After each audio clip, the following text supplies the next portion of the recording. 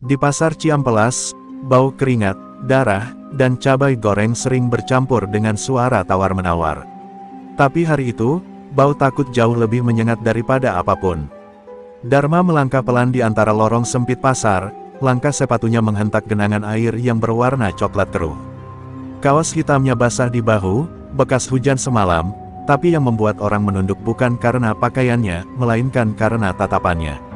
Mata Dharma, tajam dan redup sekaligus, seperti bara yang hampir padam namun siap menyala jika disentuh angin sedikit saja. Di pundaknya tergantung rantai besi kecil, bukan senjata, tapi simbol kekuasaan. Di pasar Ciampelas, Dharma bukan sekadar preman, dia adalah hukum yang tak tertulis. Cepat bayar, Mang Ujang, katanya datar, tapi di balik suara itu ada nada yang membuat lutut orang gemetar. Mang Ujang, pedagang sayur tua, merogoh saku celana dengan tangan gemetar. Receh-receh berjatuhan ke tanah. Dharma tidak marah, hanya menatap dingin, seolah sedang menilai apakah keringat orang tua itu sepadan dengan Rp1.000 yang hilang.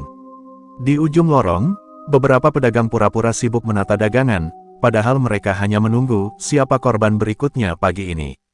Pasar Ciampelas selalu hidup, bahkan di bawah tekanan. Suara ayam, klakson motor, dan tawa ibu-ibu bercampur menjadi musik yang tak pernah berhenti. Tapi setiap kali Dharma muncul, harmoni itu berubah menjadi senyap yang ganjil. Anak-anak kecil diseret ibunya masuk ke kios, pedagang muda menunduk, dan hanya suara gemerincing uang logam yang berani melawan diam. Di dunia Dharma, rasa takut adalah mata uang yang paling mahal.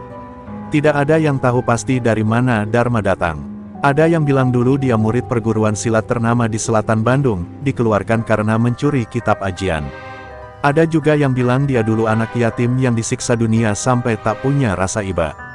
Semua cerita itu berakhir sama, Dharma tumbuh menjadi bayangan yang menghantui pasar, hidup dari keringat orang lain, dan menganggap dirinya penguasa lorong Ciampelas.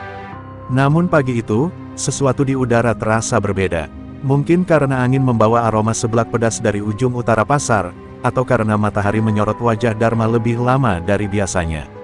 Saat ia menghampiri kios berikutnya, matanya terpaku pada sosok gadis muda dengan celemek oranye.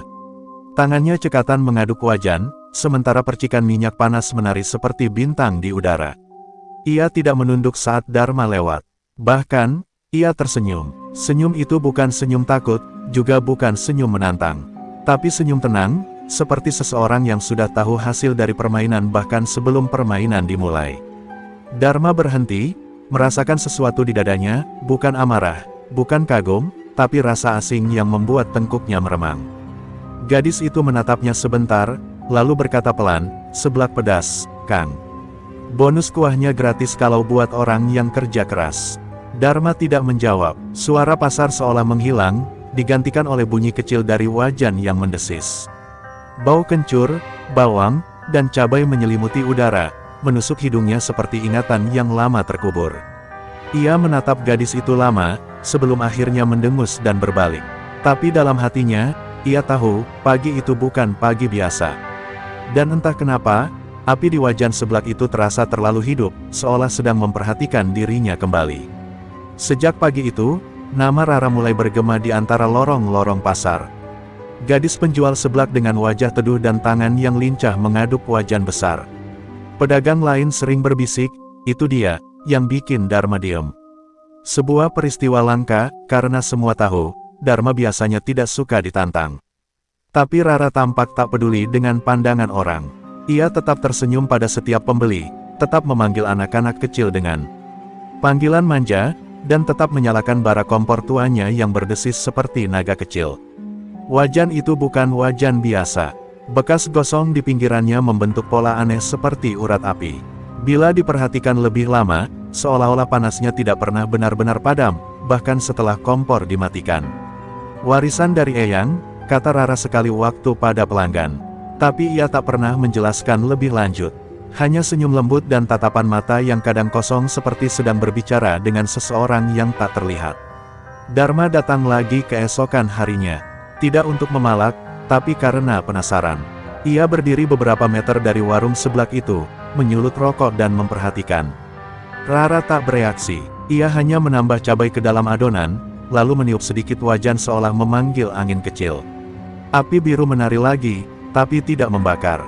Dharma menelan ludah, untuk pertama kalinya dalam hidup, ia merasa seperti orang luar di tempat yang seharusnya ia kuasai. "Ngopi, Kang?" tanya Rara tanpa menoleh. Suaranya tenang, tapi mengandung sesuatu yang membuat bulu kuduk berdiri. Dharma hampir menjawab kasar, tapi kata-katanya tertahan di tenggorokan. Ia malah duduk di bangku kayu di depan warung, seperti anak sekolah yang disuruh diam oleh gurunya.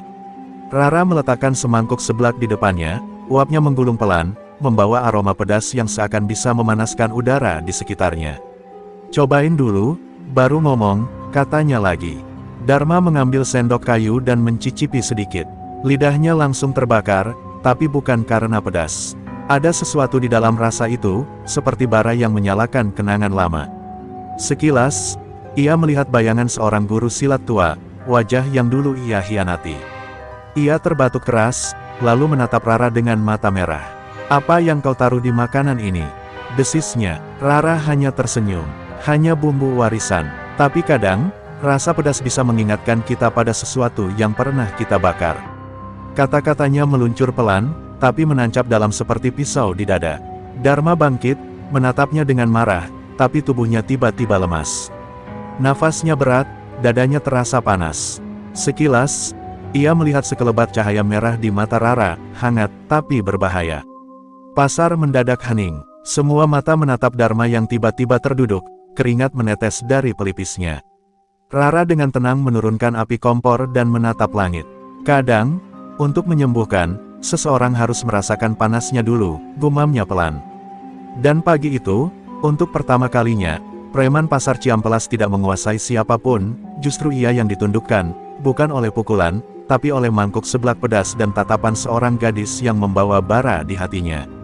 Dharma datang ke pasar esok paginya dengan langkah berat.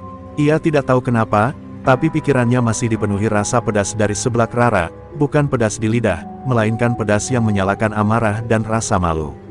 Malam sebelumnya ia tidak bisa tidur, setiap kali memejamkan mata, ia melihat mata Rara bersinar merah di kegelapan. Ia benci merasa kalah, apalagi di depan orang-orang yang dulu gemetar saat ia lewat.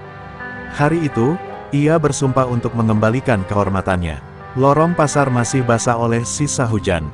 Dharma melangkah cepat, menendang ember kosong dan menepis tangan pedagang yang mencoba menyapanya. Wajahnya menegang, urat di lehernya menonjol.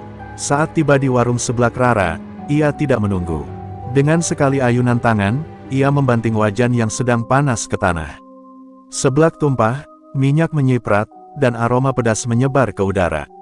Semua orang menjerit kecil, tapi Rara tetap berdiri tegak di belakang mejanya, tatapannya lurus ke arah Dharma. "Kau pikir siapa kau bisa buat aku malu di depan orang-orang?" bentak Dharma, suaranya seperti gemuruh di dada bumi. Rara hanya menunduk sejenak, lalu menatapnya tanpa takut. "Aku tidak ingin membuat siapapun malu, Kang.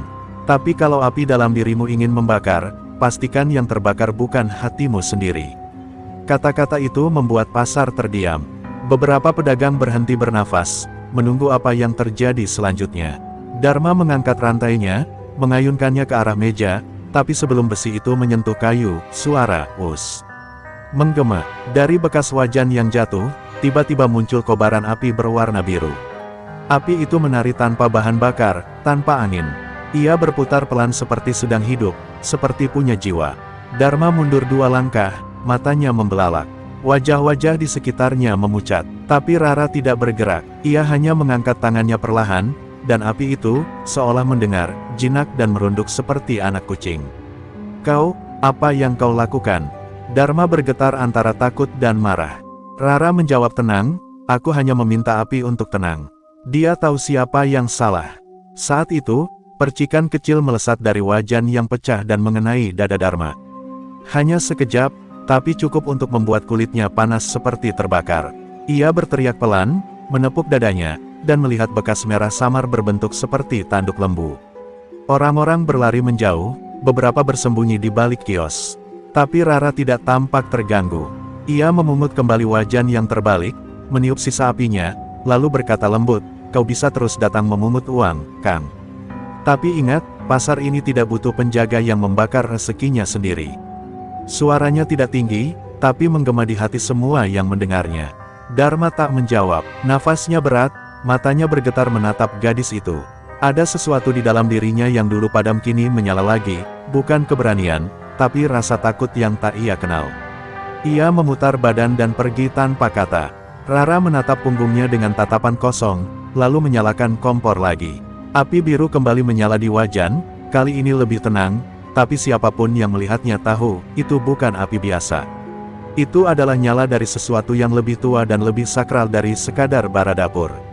Sejak kejadian wajan yang menyala sendiri itu, suasana pasar Ciampelas tak pernah benar-benar tenang.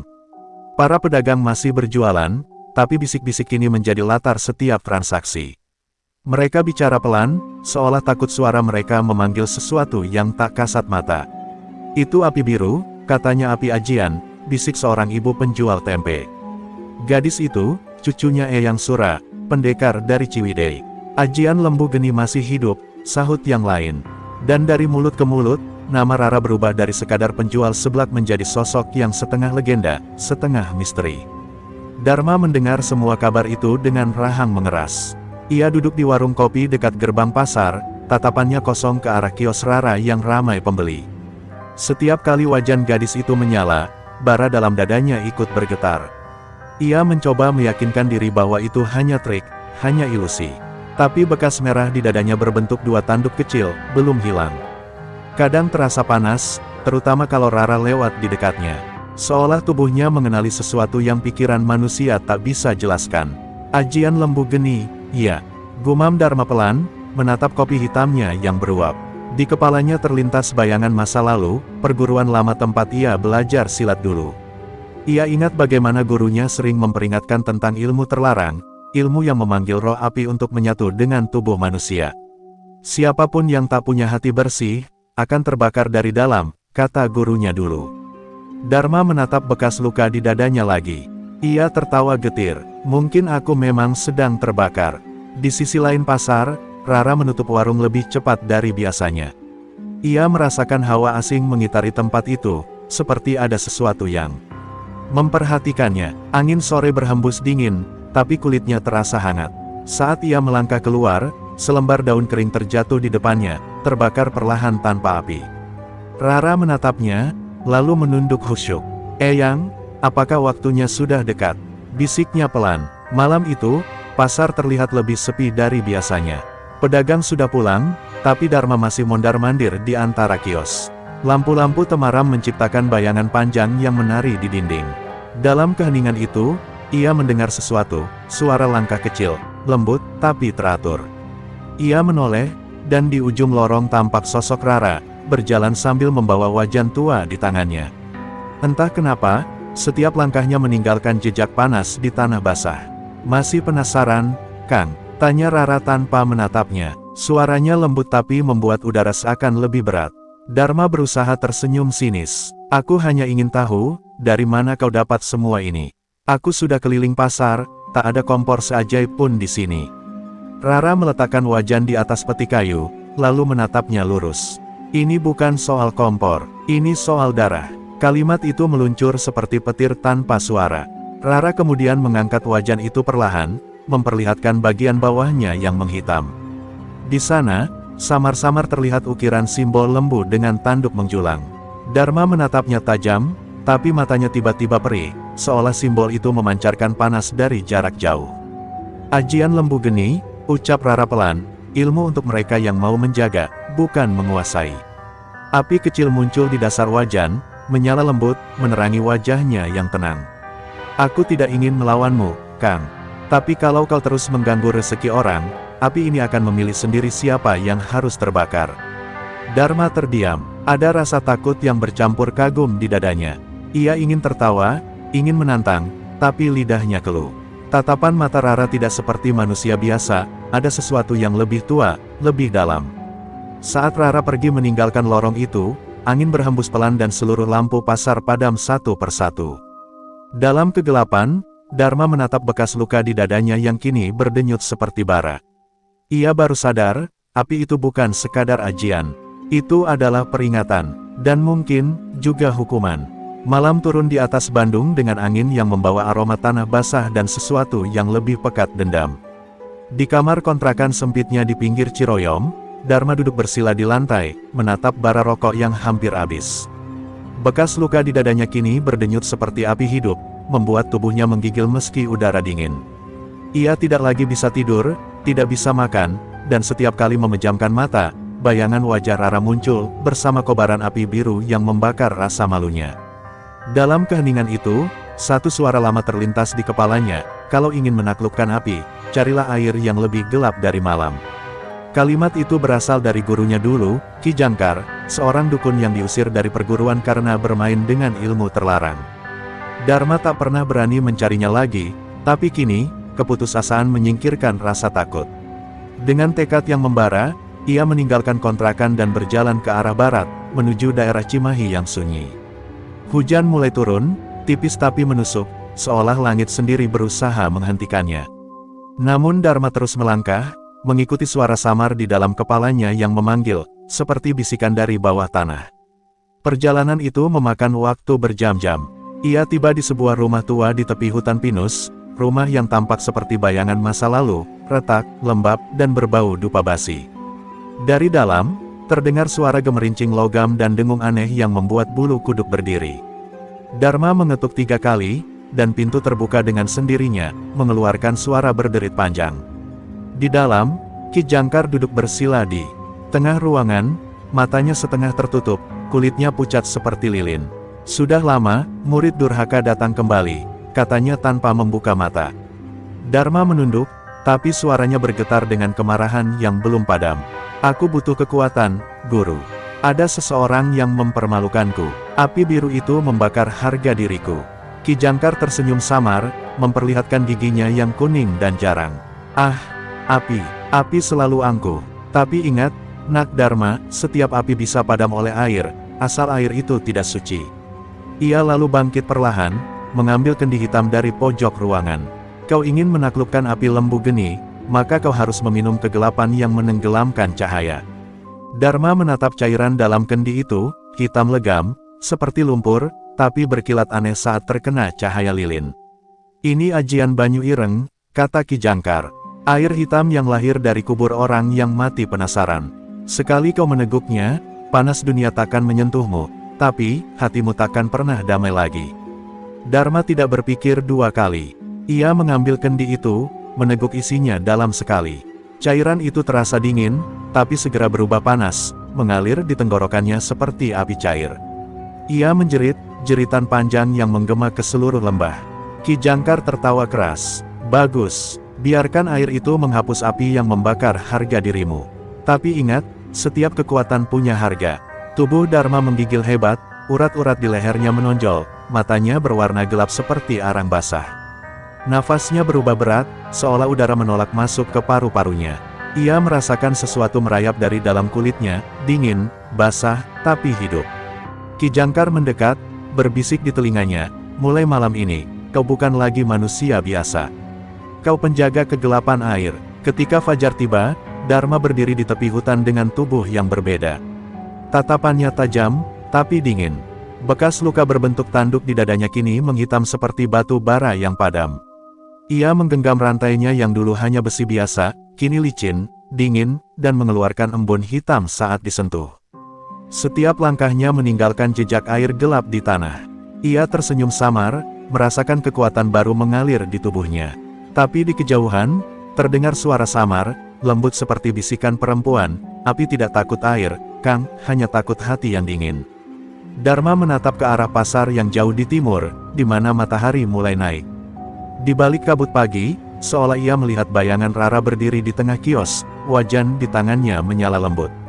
Ia mengepalkan tangan. Kau menang kemarin, tapi tidak lagi, gumamnya pelan.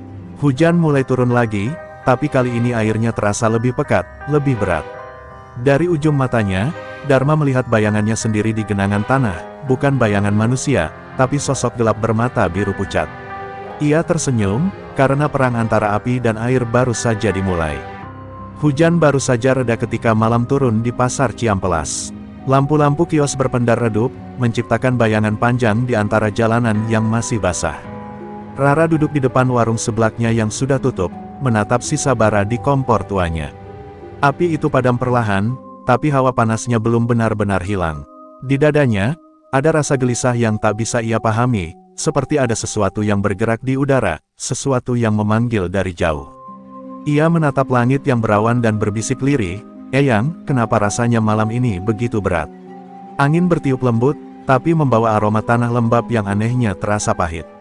Rara memejamkan mata, mencoba menenangkan pikirannya. Tapi tiba-tiba, suara gonggongan anjing terdengar jauh di ujung jalan, diikuti oleh kilatan cahaya hitam di atas atap pasar. Ia membuka mata lebar-lebar. Dalam sekejap, bayangan itu melintas, sosok tinggi dengan rantai berkilau di tangan, berdiri di bawah tiang lampu yang bergetar. Air hujan di sekitarnya tampak lebih gelap, seperti tinta yang menelan cahaya. Rara tahu, itu bukan manusia biasa lagi. Itu Dharma. Namun sebelum ia sempat bangkit, pandangannya gelap. Dunia seakan lenyap, dan tubuhnya melayang di antara kabut merah. Di sekelilingnya terdengar suara lembut, dalam dan bergema. "Cucuku, waktumu hampir tiba. Api harus siap menghadapi air yang membawa maut."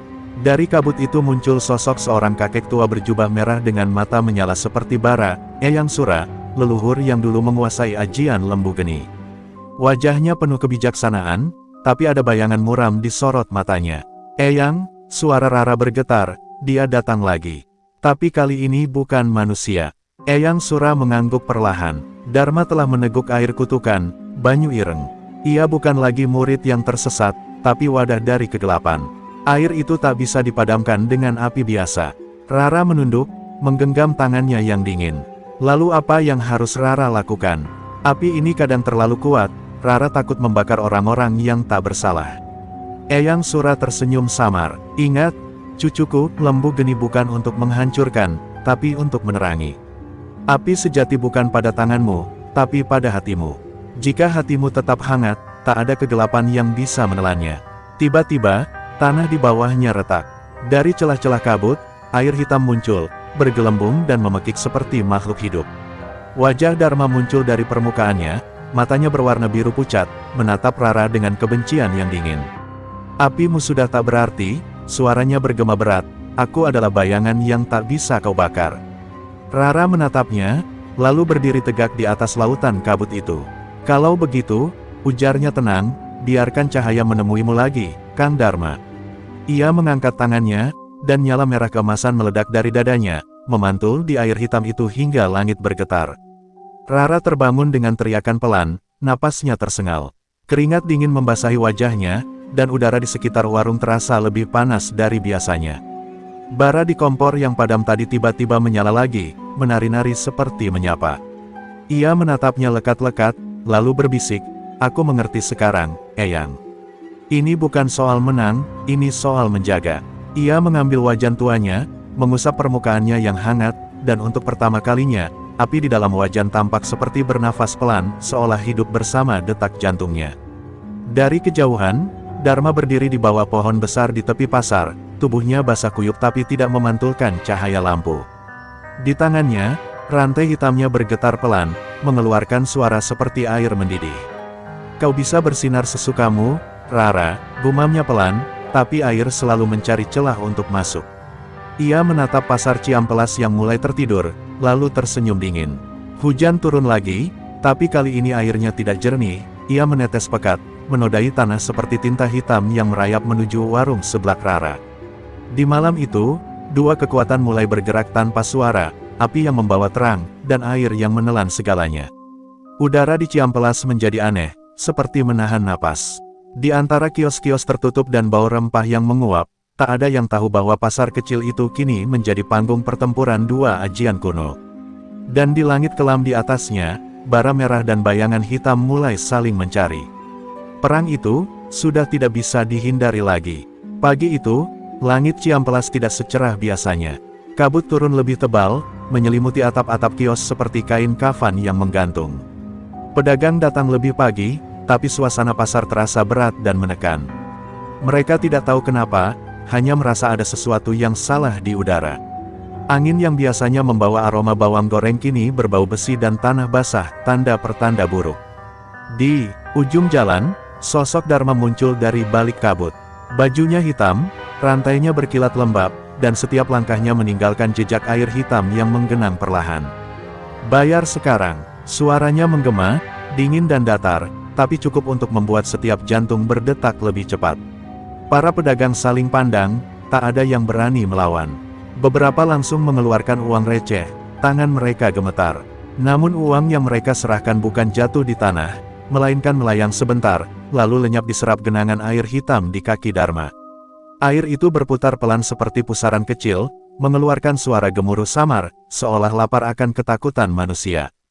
Dharma menatap sekeliling, matanya dingin tanpa ampun. Ia tak lagi memungut uang, ia sedang menunjukkan kekuasaan. "Ini pasar milikku," katanya, suara itu menggema lebih dalam dari biasanya. Tapi sebelum ia sempat melangkah lebih jauh, sebuah suara lembut memecah kesunyian. "Pasar ini milik orang-orang yang cari rezeki dengan jujur, Kang." Semua kepala menoleh ke arah asal suara itu. Di tengah kabut, tampak Rara berjalan perlahan, membawa wajan tuanya yang bersinar redup. Api kecil menari di dalamnya, warnanya kemasan dan tenang. Rara berhenti hanya beberapa langkah dari Dharma. Wajahnya teduh, tapi matanya tajam. "Kau datang lagi untuk apa? Mau bakar rezeki orang lain dengan kegelapanmu?" Dharma tersenyum sinis. "Tidak, aku hanya ingin menenggelamkan panas yang kau sebarkan." Ia mengayunkan rantainya ke tanah, dan seketika air hitam menyembur keluar, membentuk dinding tinggi di sekeliling mereka. Pasar seakan berubah menjadi kolam besar, terendam dalam genangan yang berkilau gelap. Rara menatap sekeliling, tak gentar. Ia memejamkan mata sejenak, lalu meletakkan tangannya di atas wajan. "Kalau begitu, biar api ini yang bicara." Api di dalam wajan menyala tiba-tiba, meloncat tinggi dan memantulkan cahaya ke seluruh pasar. Suara mendesis terdengar saat nyala itu menyentuh air, menimbulkan uap panas dan suara gemuruh. Dharma tertawa keras, "Kau pikir bisa menguapkan lautan dengan bara dapurmu?" Tapi tawa itu berhenti saat ia melihat airnya tak lagi jernih. Ada warna merah menyala di dalamnya, seperti darah bercampur cahaya. "Api ini bukan untuk membakar, Kang," suara Rara tenang tapi bergema, "tapi untuk mengingatkan." Ia mengangkat wajan itu tinggi-tinggi, dan dari dalamnya muncul nyala berbentuk lembu dengan tanduk menyala merah kemasan. Sosok itu melangkah pelan di atas air, dan setiap langkahnya mengeringkan genangan hitam di bawahnya. Pedagang yang menonton dari jauh berlutut, sebagian menangis, sebagian menutup wajah mereka. Dharma mundur 2 langkah, matanya melebar, untuk pertama kali, rasa takut muncul di wajahnya. Namun air hitam di sekitar kakinya tiba-tiba bergejolak sendiri. Dari pusaran itu muncul tangan-tangan cair berwarna gelap, memegang betisnya, menariknya ke bawah. "Tidak, aku yang memerintah kalian," teriak Dharma, tapi suara itu menggema sia-sia. Rara menatapnya dengan iba. "Kegelapan tidak pernah bisa kau kendalikan, Kang. Ia hanya berpura-pura patuh sampai waktunya menelanmu." Lembu geni mengaum, dan dalam sekejap, seluruh pasar diterangi cahaya merah kemasan yang membuat semua mata menutup. Ketika cahaya itu memudar, air hitam lenyap, hanya menyisakan uap panas di tanah basah. Dharma berdiri goyah, tubuhnya berasap, rantainya patah di ujung. Ia menatap Rara dengan pandangan kosong, lalu jatuh berlutut. Hujan kembali turun, lembut tapi jernih kali ini, membasuh pasar yang nyaris hancur. Rara mendekatinya, menatapnya tanpa marah. "Kau masih punya pilihan, Kang. Api sudah memaafkanmu, sekarang tinggal kau sendiri." Dharma menunduk, menatap tangannya yang gemetar, dan untuk pertama kalinya, ia menangis. Air matanya jatuh ke tanah, tapi tidak lagi hitam. Hujan turun semakin deras malam itu, membasahi setiap sudut pasar Ciampelas. Lampu-lampu mulai padam satu persatu, seolah takut menyaksikan apa yang akan terjadi. Di tengah lapangan pasar yang becek, Rara berdiri diam, menatap Dharma yang kini berlutut dengan rantai patah di tangannya. Air mengalir deras di sekitar mereka, tapi anehnya tidak mengenai tubuh Rara. Setiap tetes yang jatuh seolah menguap sebelum sempat menyentuh kulitnya. Dari wajan di tangannya, nyala merah lembut masih menari, menembus kabut hujan yang kelam. Dharma perlahan mengangkat wajahnya. Mata yang tadi kosong kini berkilat biru pucat lagi.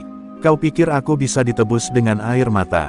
Suaranya parau, tapi mengandung amarah yang nyaris tak manusiawi. "Kau membakar harga diriku, Rara. Dan api, akan kubalas dengan banjir." Ia menancapkan rantai ke tanah, dan dari sela-sela ubin pasar, air hitam menyembur lagi, kali ini lebih deras, lebih hidup, seperti naga air yang marah. Petir menyambar di langit, memantulkan kilatan hitam di tubuh Dharma yang kini tampak diselimuti kabut pekat. Rara mundur satu langkah, tapi tak gentar. Kalau begitu, biarkan api ini membersihkan, bukan membinasakan. Ia menutup mata dan berbisik lirih, mantra kuno yang diajarkan Eyang Sura di dalam mimpinya dulu. Dari dalam tubuhnya, hawa panas menjalar keluar. Udara di sekelilingnya bergetar, dan wajan tua di tangannya kini bersinar menyilaukan. Dalam sekejap, dari nyala itu muncul sosok lembu raksasa berwarna emas merah, lembu geni, penjaga warisan api yang sejati. Ia mengaum keras, dan tanah di bawahnya mengering meski hujan belum berhenti. Dharma tertawa nyaring, tapi tawanya berubah jadi raungan. Kau pikir bisa memadamkan lautan dengan lembu kayanganmu? Tubuhnya meledak dalam pusaran air hitam, membentuk sosok naga besar dari air kotor, Banyu Ireng.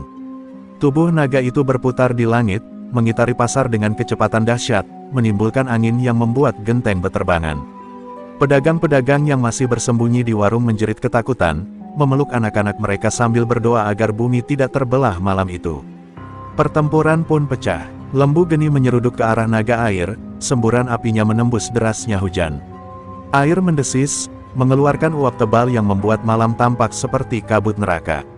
Suara air dan api bertabrakan, menghasilkan letusan besar yang mengguncang Ciampelas.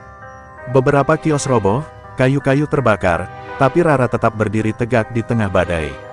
Matanya berkilat tajam, wajahnya tenang meski tubuhnya gemetar. Ia tahu, pertempuran ini bukan tentang menang atau kalah, tapi tentang menyeimbangkan dua kekuatan yang sama-sama purba. Dharma, yang kini menjadi satu dengan naga air, meraung dari dalam pusaran. Kau tak akan mengerti penderitaan orang yang ditindas dunia, Rara. Api hanya tahu membakar, tak pernah tahu rasa haus yang menenggelamkan. Rara menjawab, suaranya tegas namun bergetar, aku tahu rasa haus itu, Kang, tapi bukan dunia yang harus kau bakar. Hanya kegelapan di dalam dirimu. Ia menengadah ke langit, lalu berteriak, lembu GENI. BERPADULAH dengan cahayaku. Tubuh Rara bersinar terang. Api dari wajan menyatu ke dalam dirinya, membungkus tubuhnya dengan aura merah kemasan. Ia melompat ke udara, menembus pusaran air, dan memeluk inti naga hitam itu. Benturan terjadi begitu kuat hingga cahaya menyilaukan memenuhi seluruh langit Ciampelas. Air dan api bertemu, berperang dan berdamai dalam satu ledakan. Suara itu menggema jauh, hingga gunung di utara pun bergemuruh pelan. Ketika cahaya mereda, pasar hanya menyisakan hujan lembut. Air hitam telah berubah jernih, mengalir ke selokan seperti air biasa. Di tengah genangan itu, Rara terduduk lemas, wajan di pangkuannya sudah retak, tapi masih hangat.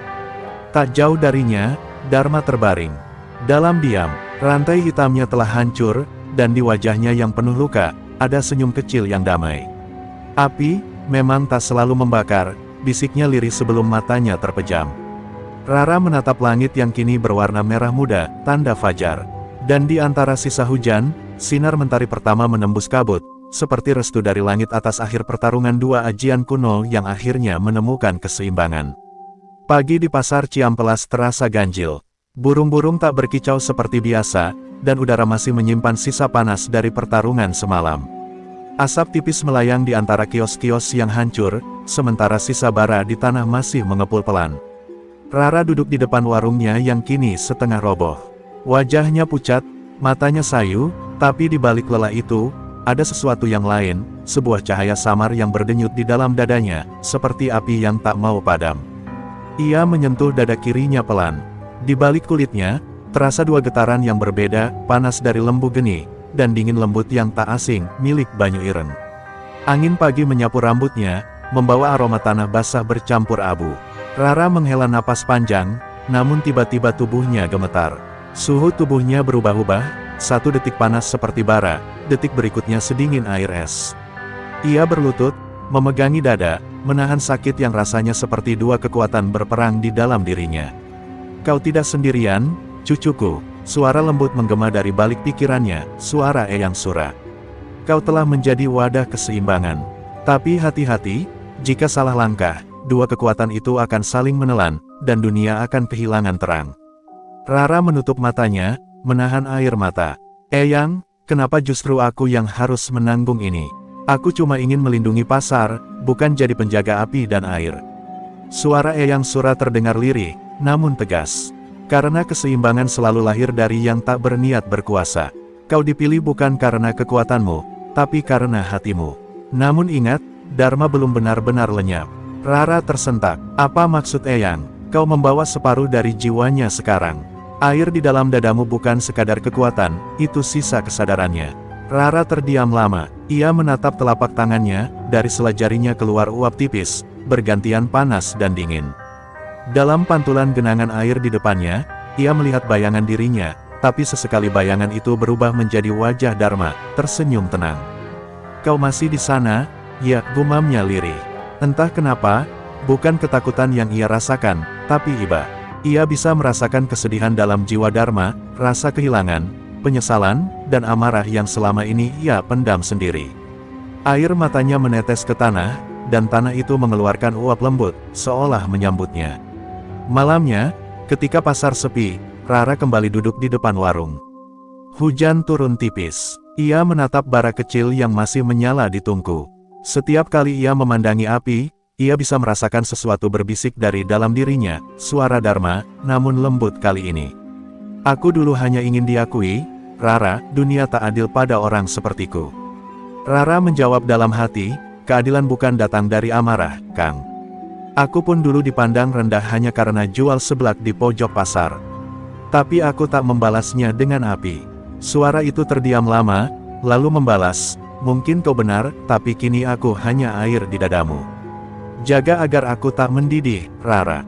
Petir berkilat di langit jauh. Rara berdiri perlahan, dan kali ini ia bisa merasakan keseimbangan yang aneh tapi damai di tubuhnya. Api dan air itu berputar dalam satu irama, seperti dua nafas yang saling melengkapi. Ia menatap ke arah barat, ke gunung yang tampak samar di kejauhan. Kalau begitu, tugas ini belum selesai, katanya pelan. Kalau aku memegang dua kekuatan, berarti masih ada yang harus kupertemukan. Di langit, dua warna cahaya muncul sebentar merah dan biru, lalu lenyap bersama hujan. Di tempat lain, jauh di bawah tanah pasar yang hancur, sesuatu bergerak. Air hitam yang dulu menggenang kini merembes melalui celah batu, menuju ke sebuah gua tua. Di sana, patung batu menyerupai naga air berlumut tampak bergetar perlahan. Dari matanya, keluar seberkas cahaya biru pucat. Suara berat bergema samar, selama masih ada api, air tak akan tidur, batu-batu di sekitar mulai retak, dan gelembung udara naik ke permukaan, membawa hawa dingin yang menekan. Rara tiba-tiba menoleh ke arah timur, bulu kuduknya berdiri. Ia tahu sesuatu telah terbangun. Ia menggenggam wajan tuanya yang kini retak tapi masih berkilau samar. Baiklah, gumamnya pelan, kalau gelap datang lagi, aku tak akan lari. Ia melangkah ke tengah pasar yang sunyi, berdiri di antara puing-puing dan sisa bara. Angin membawa aroma logam dan garam laut, tanda bahwa pertempuran belum benar-benar usai. Di langit yang muram, suara petir bergaung, seperti peringatan dari alam bahwa keseimbangan baru saja dimulai. Subuh di Ciampelas tiba dengan sunyi yang tidak biasa. Kabut putih menggantung rendah di atas pasar, menelan semua suara kecuali tetes-tetes air dari genteng yang rusak. Rara berjalan sendirian, membawa wajan retaknya yang dibungkus kain merah. Langkahnya pelan, namun matanya mantap. Ia tahu arah yang harus dituju, ke ujung pasar, tempat genangan air hitam dulu muncul. Dari sanalah semua bermula, dan dari sanalah, katanya dalam hati, semuanya harus berakhir. Tanah di ujung pasar lembab, becek, dan berbau lumpur basi. Tapi di antara tumpukan batu dan reruntuhan kios tua, Rara menemukan celah sempit menganga seperti mulut bumi. Udara dari dalamnya dingin dan berembus berat, membawa aroma air dan besi. Ia menunduk, menatap kegelapan di bawah, lalu berbisik lirih, kalau memang disinilah rahasiamu, Kang Dharma, aku akan datang. Ia melangkah masuk tanpa ragu. Cahaya dari wajan di tangannya memantul di dinding batu, menyalakan bentuk-bentuk aneh yang menyerupai naga melingkar dan lembu bertanduk api, simbol kuno dua ajian yang saling melengkapi dan saling menelan. Semakin dalam ia melangkah, semakin kuat denyut di dadanya. Panas dan dingin saling bergantian, membuat napasnya tersengal. Dinding gua bergetar halus, seolah mengenali keberadaannya. Suara air menetes di kejauhan, tapi terdengar seperti bisikan halus dalam bahasa yang tak ia pahami. Lalu tiba-tiba, cahaya wajan berkedip-kedip dan padam. Kegelapan menelan segalanya. Dari dalam dada Rara, dua cahaya muncul, merah dan biru, berputar lambat seperti dua bintang yang hampir bertabrakan. Suara Eyang Sura bergema pelan, "Kau sudah tiba di jantungnya, Rara." Disinilah awal dari Lembu Geni dan Banyu Ireng. Tempat dua sahabat dulu bersumpah setia, lalu saling menghancurkan. Rara menggigit bibirnya, menahan getar di dadanya. Jadi Dharma, bukan cuma korban kutukan, ya, Eyang. Dharma adalah penerus terakhir dari penjaga air. Sama sepertimu, cucuku. Kalian berdua diwarisi tugas, bukan kutukan. Tapi saat dunia berubah tamak, ajian itu disalahgunakan. Air dijadikan alat penindasan, dan api dijadikan amarah pembalasan. Kini keduanya berada di tubuhmu. Rara terdiam lama, matanya menatap ukiran di dinding gua, dua sosok lelaki berjubah, satu membawa rantai air, satu membawa wajan berapi. Mereka saling menggenggam tangan, di bawah tulisan tua berbunyi, dua yang berlawanan bukan untuk saling padam, tapi saling jaga. Air mata mengalir di pipinya. Jadi ini yang harus kami teruskan, gumamnya. Ia meletakkan wajan di tanah, lalu berlutut. Kang Dharma, kalau kau masih ada di dalam diriku, lihatlah ini. Aku ingin menuntaskan janji yang tak sempat kau tepati. Dari dalam dada Rara, cahaya biru mulai memancar kuat. Suara Dharma terdengar samar, bergetar. Seperti gema dari dasar air. Aku melihatnya, Rara. Aku dulu tak mengerti maknanya. Aku pikir kekuatan itu untuk berkuasa, padahal untuk menjaga. Rara menutup mata, menahan isak. Sudah cukup, Kang. Istirahatlah. Biarkan airmu menyatu dengan apiku, bukan untuk berperang, tapi untuk melindungi. Uap putih keluar dari tubuhnya, mengisi gua dengan kabut hangat. Batu-batu di sekitar mulai memancarkan cahaya lembut, membentuk dua arus energi yang berputar dan perlahan menyatu, air dan api, yin dan yang.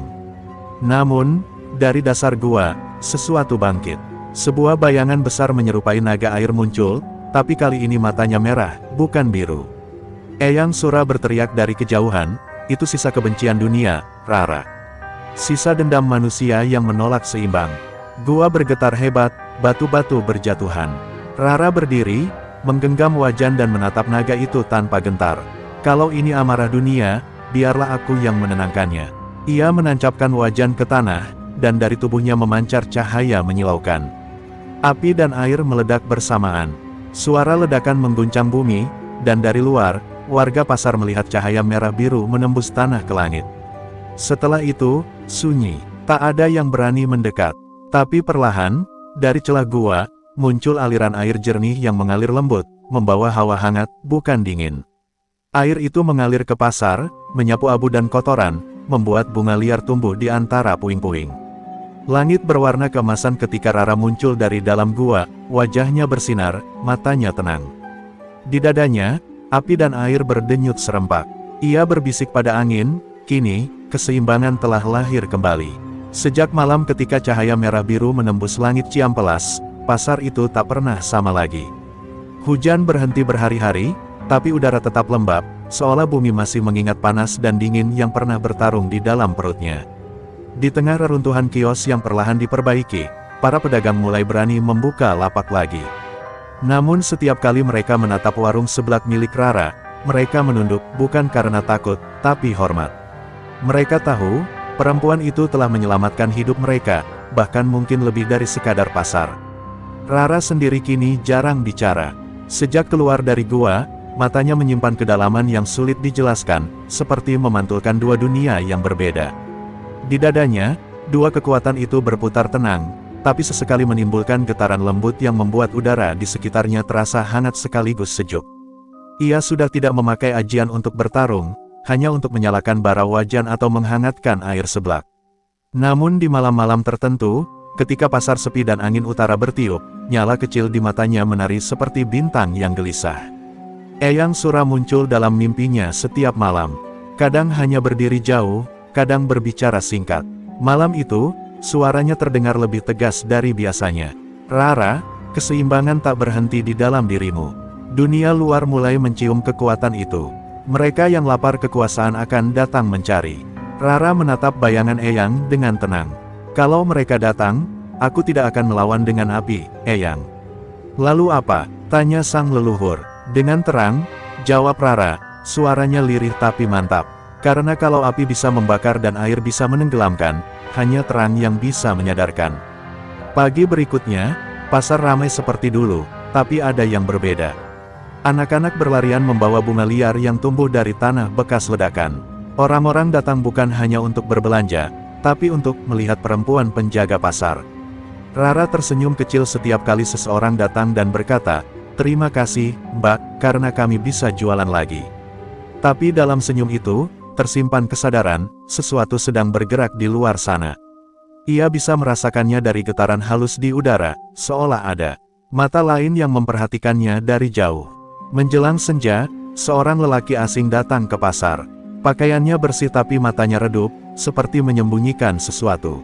Ia memesan seblak, duduk di bangku kayu, dan berkata pelan, rasa pedasnya aneh, ya. Bukan dari cabai, tapi seperti ada panas yang hidup. Rara menatapnya tajam. Panaskan makanan bukan dosa, asal tak membakar niat orang. Lelaki itu tersenyum tipis. Aku mendengar kau mewarisi 2 ajian kuno. Di luar sana, banyak yang menginginkannya. Termasuk orang-orang yang dulu meneliti ajian Banyu Ireng. Rara menaruh sendoknya pelan. Dan kau siapa? Datang membawa kabar gelap ke pasar yang baru sembuh. Aku, pewaris air dari timur, jawabnya tenang. Dan air yang kau simpan di dadamu belum sepenuhnya jinak. Udara seketika berubah. Bara di kompor Rara bergoyang, seolah merasakan ancaman. Namun Rara tetap duduk tegak, menatap lelaki itu dalam-dalam. Kalau kau datang untuk menguji, tak perlu. Aku tak lagi melawan dengan amarah. Lelaki itu menunduk sedikit, lalu tersenyum samar. Aku tidak datang untuk bertarung, tapi untuk memperingatkan. Ada yang bangkit di timur, sesuatu yang tak bisa ditahan oleh air atau api. Hanya keseimbangan sejati yang bisa menahannya. Dan hanya kau yang memegang kuncinya. Malam itu, setelah lelaki itu pergi, Rara berdiri di depan warungnya, menatap langit. Awan gelap bergerak dari arah timur, dan kilat merah kebiruan berkelebat di baliknya. Dada Rara berdenyut pelan, bukan sakit, tapi seperti panggilan. Eyang, bisiknya, mereka datang, iya. Suara halus menjawab, kegelapan tak akan berhenti mencari terang, cucuku. Tapi terang juga tak boleh berhenti menyala. Rara menggenggam kain merah yang membungkus wajan tuanya, menatap bara kecil di dalamnya. Kalau begitu, biarlah pasar ini jadi titik awal cahaya. Aku tak akan mundur, walau dunia gelap lagi. Hujan turun pelan, tapi airnya hangat, seperti menyatu dengan bara. Cahaya lampu pasar memantul di permukaannya, menciptakan warna merah dan biru yang berkilau lembut di setiap genangan. Di tengah pasar yang bernafas kembali, berdirilah Rara, bukan lagi hanya gadis penjual seblak, tapi penjaga keseimbangan, penenang 2 unsur yang dulu bertarung dan kini berpadu menjadi satu. Namun jauh di timur, di balik gunung, suara gemuruh aneh terdengar, tanda bahwa babak baru akan segera dimulai. Langit timur tampak aneh pagi itu bukan sekadar mendung, tapi berlapis kabut merah yang bergulung seperti darah yang mendidih. Rara berdiri di depan pasar, menatap ufuk dengan dada berdebar. Ia tahu ini bukan cuaca biasa. Angin membawa aroma asing, getir seperti besi terbakar. Di kejauhan, petir merah biru menyambar terus-menerus tanpa suara, seolah 2 kekuatan purba tengah berbisik di antara awan. Pedagang-pedagang mulai resah, ayam berkokok tanpa henti, anjing-anjing menggonggong ke arah gunung. Rara menggenggam wajan tuanya erat, bisikan dalam dadanya mulai terdengar lagi, suara air yang menenangkan, dan bara yang bergemuruh. Siang harinya, lelaki asing yang kemarin datang kembali muncul, kali ini tanpa senyum. Bajunya basah oleh embun, dan matanya tajam menatap Rara. Gerbang itu sudah terbuka, katanya tanpa basa-basi. Di bawah Gunung Karembi, para pewaris kegelapan mencoba membangkitkan ajian yang dulu disegel oleh leluhurmu. Rara mengernyit. Ajian apa? Banyu Wisa, jawabnya lirih. Air racun yang menelan seluruh unsur. Jika mereka berhasil menghidupkannya, api dan air yang kau jaga akan kehilangan keseimbangannya. Rara terdiam. Ia bisa merasakan sesuatu bergetar dalam tubuhnya, seolah 2 kekuatan di dadanya ikut bereaksi mendengar nama itu. Kalau begitu, aku harus ke sana, katanya pelan, tapi tegas. Malamnya, Rara berangkat sendirian. Pasar Ciampelas ia titipkan pada para pedagang, dengan pesan sederhana, kalau aku tak kembali, jaga api di tungku ini tetap menyala. Ia berjalan menyusuri jalan menuju timur, melewati lembah yang tertutup kabut dan hutan pinus yang berdesir seperti berbisik. Setiap langkahnya terasa berat, bukan karena takut, tapi karena beban dua unsur di dadanya semakin sulit dikendalikan. Kadang tubuhnya panas, kadang dingin. Tapi di sela rasa sakit itu, ia mendengar dua suara yang kini berbicara dalam harmoni, Dharma dan Eyang Sura. Kami bersamamu, Rara. Kekuatanmu bukan hanya api dan air, tapi hati yang menyeimbangkan keduanya. Sesampainya di kaki Gunung Kaремbi, Rara menemukan batu-batu kuno dengan ukiran melingkar menyerupai ombak dan kobaran api. Di tengahnya, ada lubang besar yang memancarkan cahaya biru kehijauan, berdenyut seperti jantung raksasa. Udara di sekitarnya lembab dan bergetar. Rara mendekat pelan, tapi begitu ia melangkah, tanah bergetar hebat. Dari lubang itu keluar tiga sosok berjubah hitam dengan simbol air berputar di dada mereka. Pemimpin mereka melangkah maju, suaranya berat dan bergema, "Kami adalah waris Banyuwisa. Kami datang untuk mengembalikan keseimbangan sejati, dengan menenggelamkan dunia." Rara menatap mereka tajam. "Keseimbangan tak lahir dari kehancuran," katanya mantap. Pemimpin itu tertawa kecil, "Kau tak paham, gadis seblak. Dunia ini telah terlalu lama memihak panas manusia penuh keserakahan, membakar alam demi kenyang sesaat. Sudah saatnya air menelan semuanya." Ia mengangkat tangannya, dan dari lubang itu menyembur air hitam kehijauan yang berputar membentuk pusaran besar. Udara menjadi pengap, tanah mulai basah dan bergetar. Dari jauh, cahaya hijau kehitaman membentuk pilar tinggi menembus langit. Rara mengangkat wajan tuanya. Bara merah muncul di dalamnya, tapi kali ini tak hanya api, air biru lembut ikut menari di pinggirannya. "Kau benar," katanya tenang, "manusia memang serakah. Tapi menghancurkan mereka bukan keseimbangan, itu balas dendam." Ia menancapkan wajan ke tanah, dan cahaya merah biru memancar keluar, membentuk lingkar pelindung. Dua unsur dalam dirinya menyatu, bukan bertarung, tapi berpadu. Uap hangat membungkusnya, dan angin di sekitar berhenti berhembus. Wajah Rara bersinar lembut, seperti matahari di balik air. "Ini bukan perang, ini ujian," gumamnya. Dari dalam lingkar cahaya, muncul siluet lembu emas dengan tubuh transparan dan naga air biru muda yang melingkari tanduknya. Keduanya menyatu, menciptakan sosok makhluk baru lembu Tirta Geni, simbol persatuan sejati antara panas dan dingin. Para waris Banyuwisa mundur, mata mereka melebar ketakutan. Pemimpinnya berteriak, "Itu mustahil. Air tak bisa bersatu dengan api." "Bisa," jawab Rara lembut. "Kalau niatnya bukan untuk berkuasa, tapi untuk menjaga." Ledakan cahaya membelah langit timur. Gunung Kaремbi bergetar hebat, tapi kali ini bukan karena kehancuran, melainkan pembersihan. Air hitam yang keluar dari lubang berubah jernih, mengalir perlahan seperti sungai suci. Para waris Banyuwisa tersungkur, jubah mereka hancur terbakar oleh cahaya yang tak panas, cahaya penyadaran. Rara berdiri di tengah pusaran itu, tubuhnya bercahaya lembut. Di langit, awan merah biru perlahan sirna, digantikan fajar keemasan yang menembus puncak gunung. Ia menatap matahari, tersenyum tenang, dan berbisik, "Selama api dan air bisa saling memahami, dunia tak akan padam." Kabut pagi menari lembut di lereng Gunung Kaремbi. Burung-burung kembali berkicau, seolah tak terjadi apa-apa semalam. Tapi di tengah bekas pertempuran itu, Rara berdiri diam dengan mata terpejam. Tubuhnya masih memancarkan sisa cahaya merah kebiruan yang perlahan meredup. Udara di sekitarnya terasa hangat dan segar sekaligus, seperti perpaduan api dan embun. Tapi jauh di dalam dirinya, dua kekuatan besar itu mulai bergetar. Tak menentu, bukan karena bertarung, tapi karena berusaha menyatu sepenuhnya. Ia tahu, penyatuan itu tak akan tanpa harga.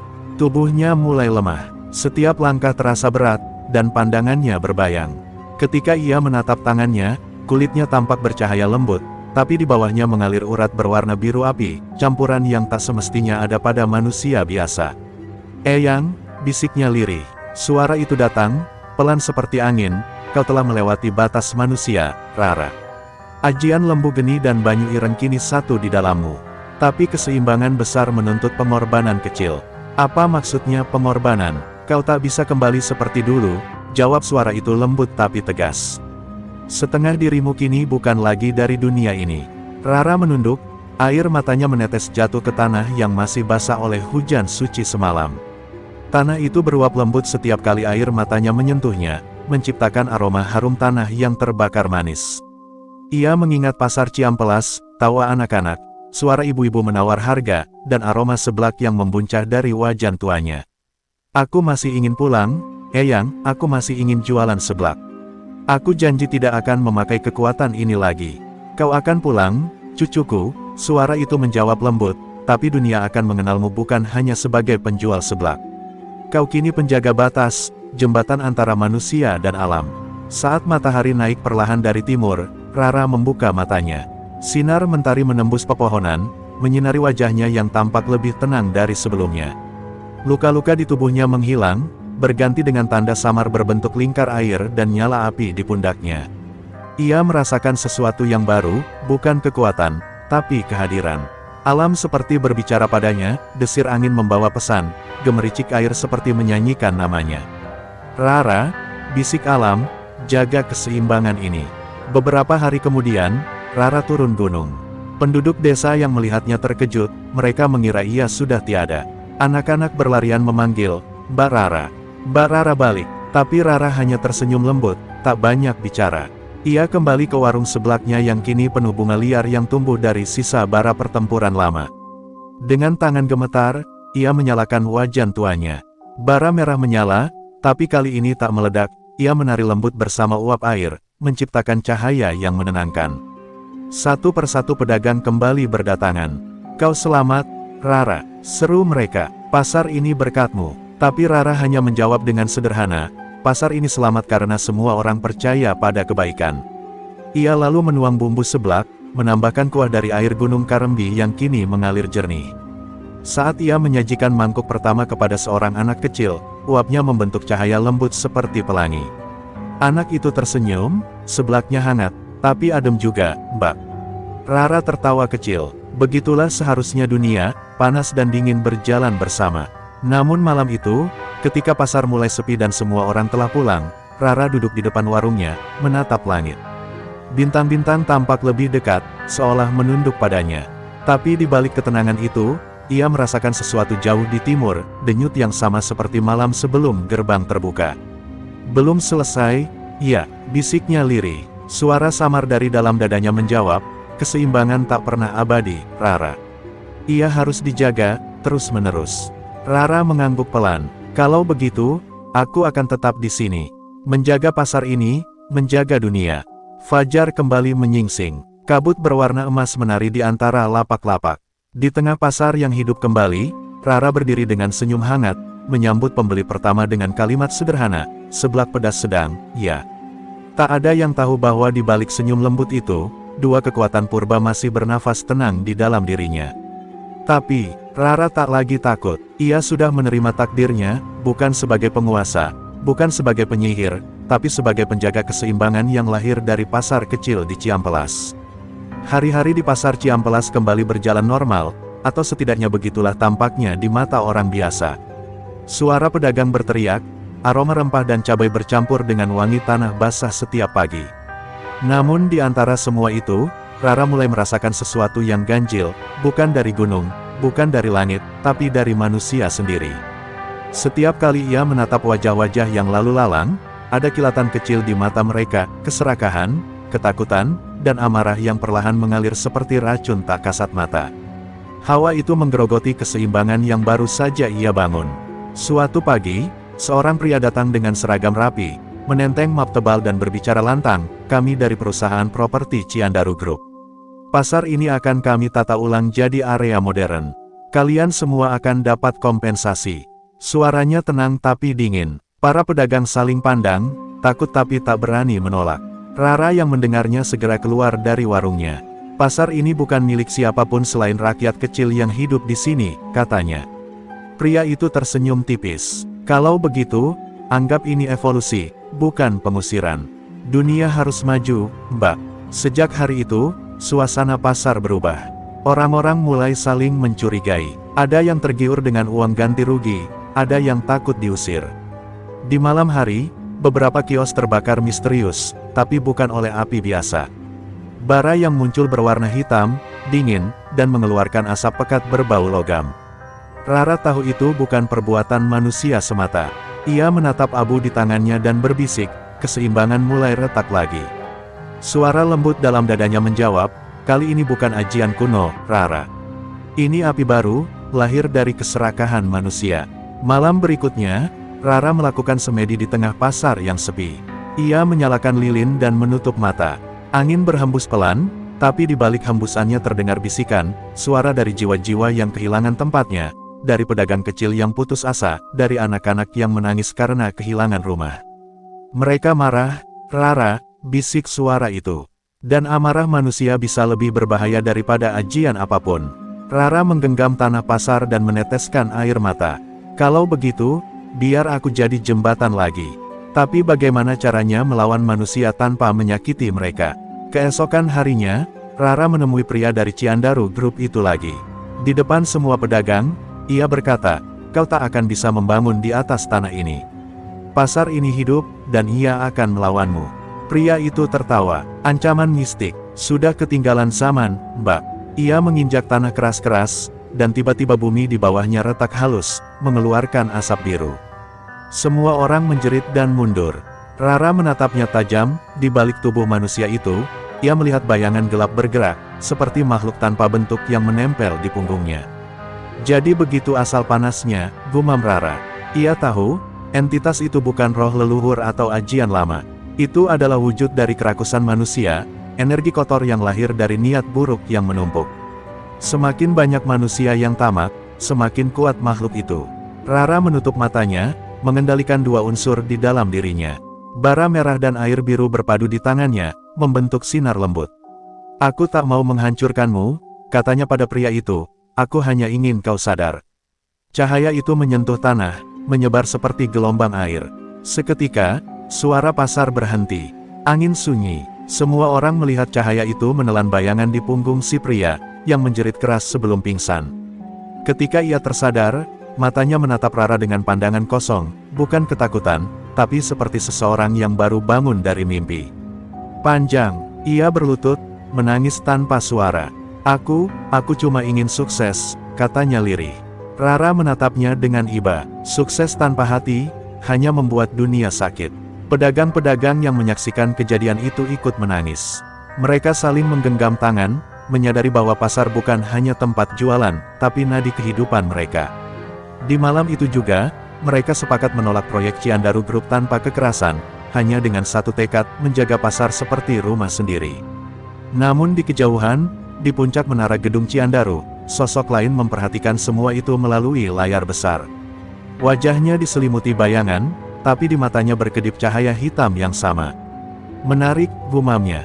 Gadis itu bukan hanya punya ajian kuno. Dia punya sesuatu yang bisa mengganggu tatanan dunia modern. Ia menutup layar, tersenyum tipis. Kalau begitu, waktunya membawa permainan ini ke tahap berikutnya.